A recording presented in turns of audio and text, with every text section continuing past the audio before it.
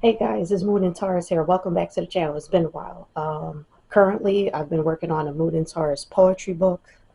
Um, I could do some selective readings right now, but I want to, publish that book first, and then I'll do some selective readings afterwards. Um, that's what I've been working on lately. I've been doing some other things. I don't want to talk about the other things that I've been doing until they're like I could officially keep with doing the doings of those things. So what should I talk about in this video? Sorry, I had something in my I just woke up not too long ago. Yeah, I just woke up not too long ago. I just wanted to give you an update on what I was doing. And I guess I could read you one of the poems, but that would be when I finish writing the book and publish it and show you what the published work looks like. So, yeah.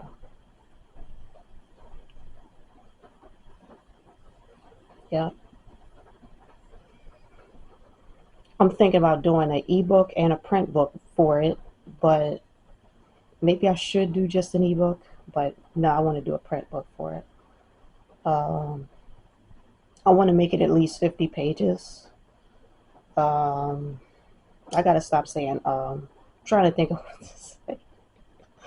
I gotta stop saying. I saw on my channel that I got at least one subscriber. So what I'm gonna say is, if you really enjoy these videos, anything Moon and Taurus about, like let's say you have a Moon and Taurus, if you really like these videos and you just keep coming back, please like, share, and subscribe. Please, that would be nice. So that's what I wanted. That's another thing I wanted to say.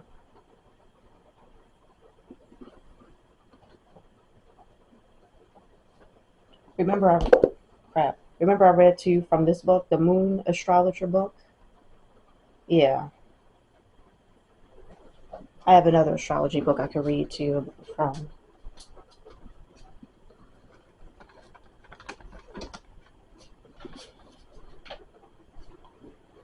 It's called The Little Book of Astrology, right? This book.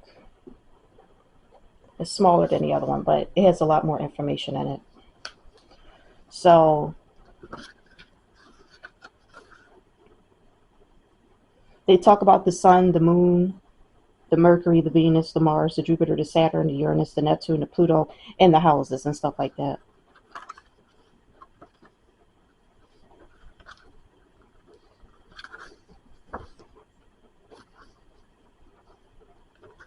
So let's go to Taurus.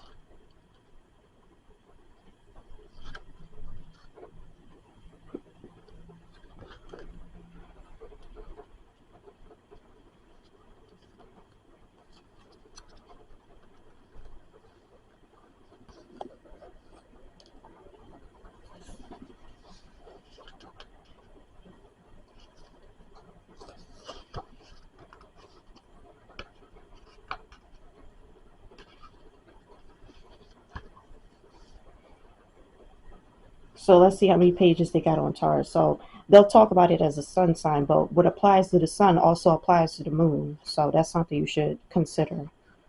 Because a lot of astrologers, when they do videos on these signs, they'll say this applies. Some of them will say, if you're a sun, moon, or a rising Taurus, this applies to you. Especially when they'll say, oh, Taurus moon anger, Taurus moon anger, Taurus moon sensuality, Taurus moon emotions. No, not Taurus. Wait, why did I say that? No, not Taurus moon anger, Taurus moon sensuality, or Taurus moon emotions. Taurus sun, moon, and rising anger. So anger can go for the, oh wait, not the rising, the Mars, right?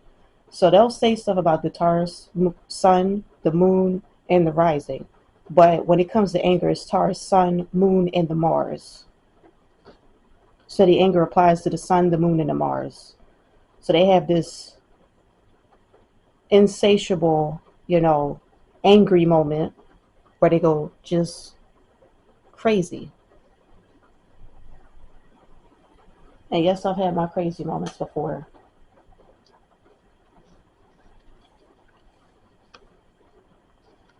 All right, so in this book, they have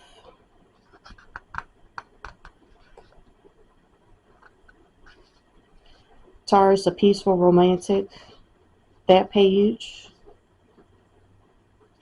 They have a charmer, that page.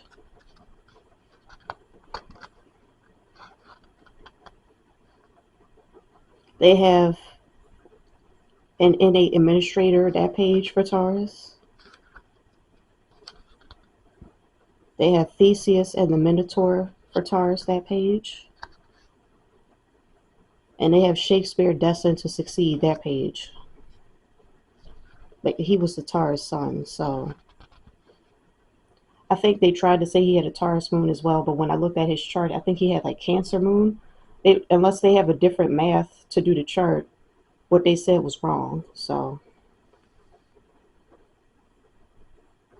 a lot of this is for Taurus sun, but my channel is about Taurus moon. So like I said, what they talk about the sun also applies to the moon. So the sun is what you strive to be, right? The moon is what you already have as gifts, as abilities, pretty much what you already are at birth. Ironically, for me, since I'm a Scorpio sun, technically close to birth, I was a Scorpio too. Because when a person's a Scorpio sun, they're striving to be a Scorpio all the way into their adult years. But me as a baby, it's like I've already striven. Well, striven's not a word. Strove is the word. I already became that. So I didn't have to strive too much. Early on in my kid years, I was asking philosophical questions, stuff that Scorpios do. Um, like, why am I on this earth? That's a physical. That's a not a physical. That's a did I say philosophical question? I can't even get that out right.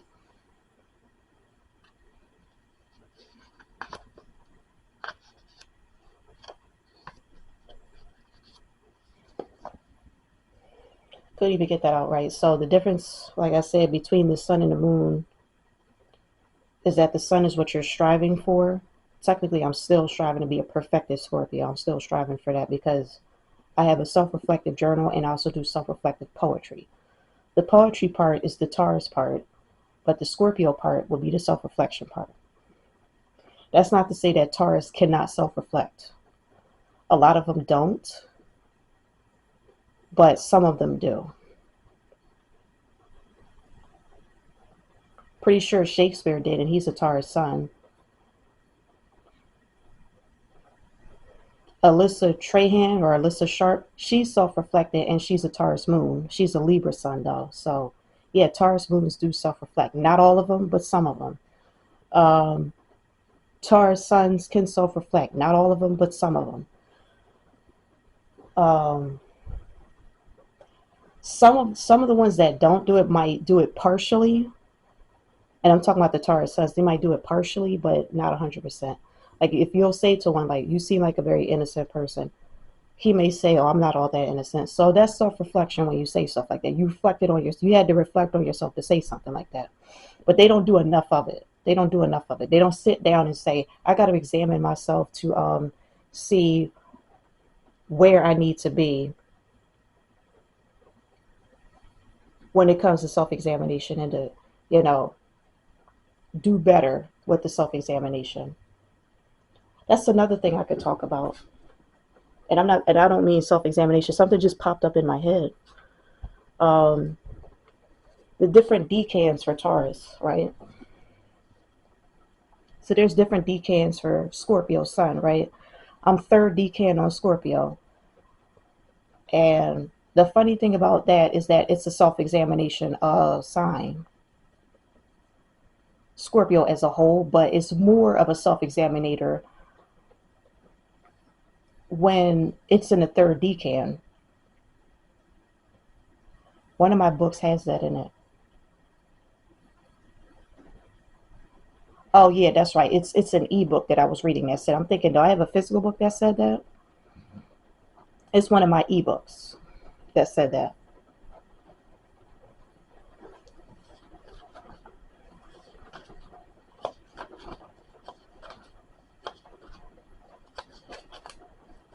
Trying to find the stuff that I've written down about the decans for the moon in Taurus. So I'm supposed to be talking about the moon in Taurus, but I'm talking about Scorpio too.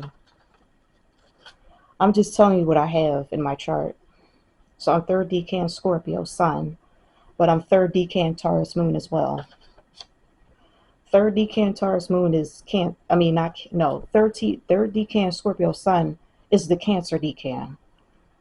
Third decan Taurus Moon is the Capricorn decan.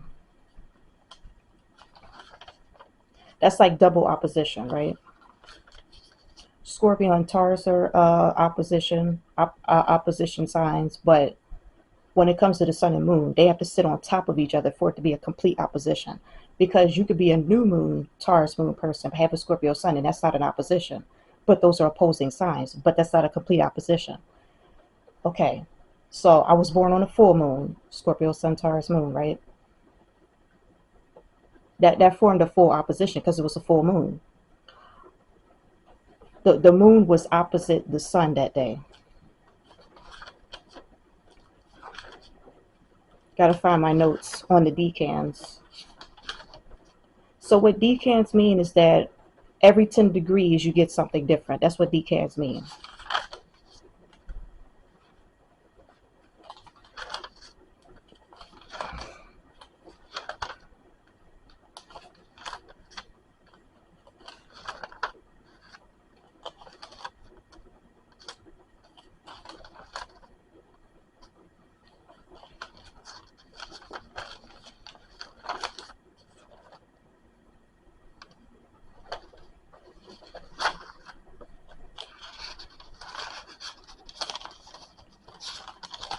I didn't realize it was this far into my notes or far out through my poetry, but beyond my notes. All right, so Taurus Moon decans, right? This is by littlemajorshawty.tumblr.com. They wrote this stuff, but these are notes I wrote down. This is not me writing this down verbatim, but this is where I've gotten that from, these notes. So the Taurus Moon, Taurus decan. So what does Taurus mean? That means it's the first decan. The first decan of Taurus is Taurus, of Taurus Moon. Like I said, decan means 10 degrees.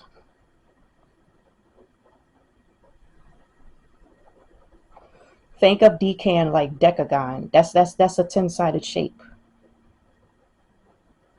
So a decan dealing with degrees, that would be the first 10 degrees, the second 10 degrees, set of 10 degrees, and the third set of 10 degrees. So each sun and moon, every sign goes down 30 degrees for every sign, for every planet, sun, moon, Mercury, rising, and so on. The rising's not even a planet, it's just, it goes through the 30 degrees. So the first decan of Taurus, which is Taurus/Taurus, flavoring, basically double Taurus energy. They're food lovers. They love organization. They're very sensual. Sensual rational? Why did I write that down? Is that what it said? Anyway, we'll just say sensual and rational. They're touchy feely. They're very possessive. Very easy to spot. Hates the lack of preparation. They're very set in their ways.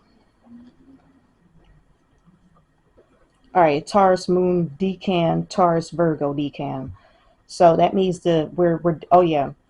Before we get to the Taurus Virgo decan, the Taurus decan, that's the first 10 degrees, right? That's where they're exalted. So one of the reasons why it's exalted is because that's the moon's favorite sign, which is in Taurus. But it's most exalted when it's the Taurus decan.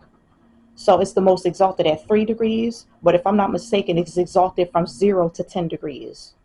So that's the first 10 degrees. Well, the first 10 degrees would be really just 1 to 10, because that's what 1 to 10 is 10, right? But you could say 0 to 10 degrees is exalted, because once again, that's the Taurus decan. Now we're at the Taurus Virgo decan. It loses its exaltation because it's taken on another flavoring. So it had the Taurus flavoring, which was the first decan. We're now at the Taurus Virgo flavoring, which is the second decan.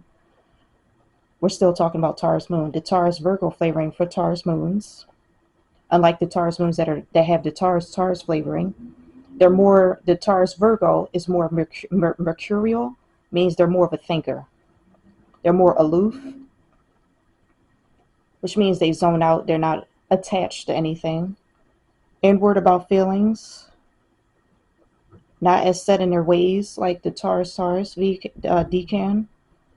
Pleasing and passive, scattered mind. They're scatterbrained, easily distracted, more communicative and cerebral, a need to socialize and interact, a need to,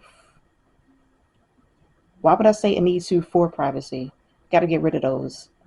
A need for privacy,